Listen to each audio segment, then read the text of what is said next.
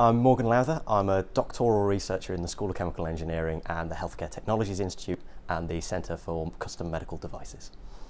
So my main element I'm looking at is silver, and I'm using it because it has really incredible antibacterial properties. It's been used for thousands of years, and it's actually really effective against loads of different bacteria.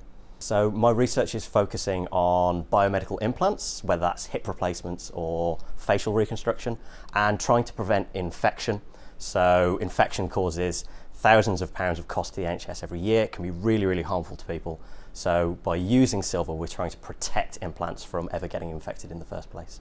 I'm doing this by mixing silver into the metal of the implants by using new metal 3D printing techniques, and also by mixing silver into cements, so orthopedic cements, and those help hold implants in place. So I'm introducing silver in two different ways to protect them. So my research will hopefully prevent infections from ever happening. So it means that people will recover much faster from any hip replacements they have to have, and also it'll help save the NHS tens of thousands of pounds every year.